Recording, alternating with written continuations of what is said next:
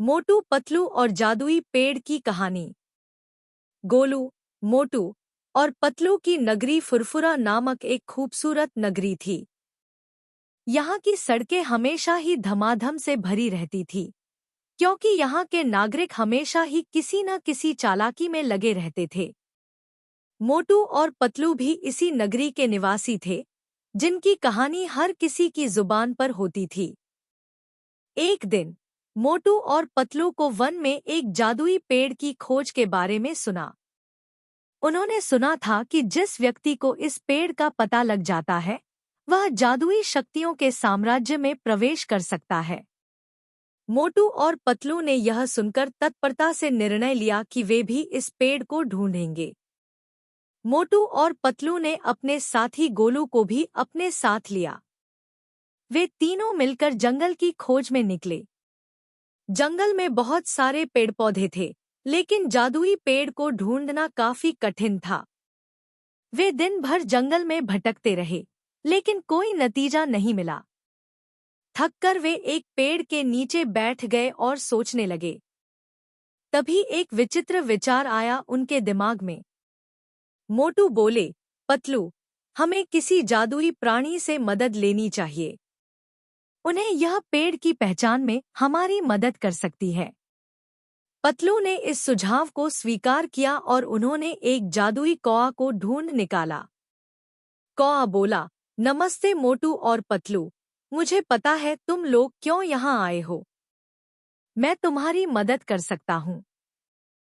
मोटू ने खुशी से उसके पास जाकर उसे अपनी समस्या के बारे में बताया।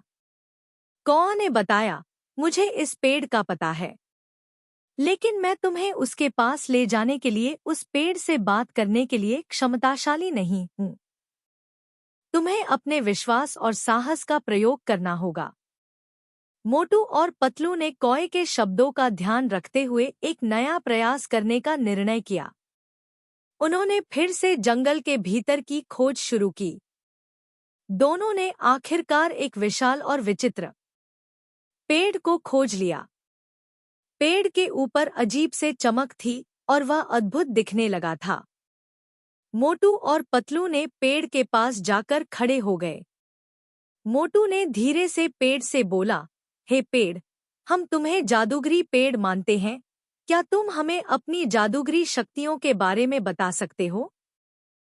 पेड़ ने कहा, हाँ, मैं जादूगरी पेड़ हूँ और मैं तुम्हें मेरी शक्तियों के बारे में बता सकता हूँ।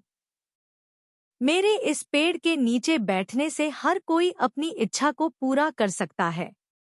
लेकिन ध्यान रहे, इस शक्ति का इस्तेमाल केवल सच्चाई और अच्छाई के लिए करें, नहीं तो यह अच्छा नहीं होगा। मोटू, पतलू और गोलू ने पेड़ की बातों को सुनकर अपनी आंखें खोल दी।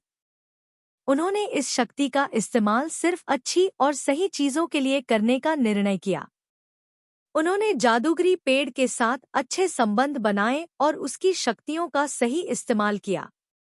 इस प्रकार मोटू, पतलू और गोलू ने जादूगरी पेड़ की मदद से अपनी आवश्यकताओं को पूरा किया और खुशहाल जीवन बिताया।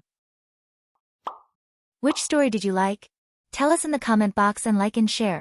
Don't forget to subscribe to our story.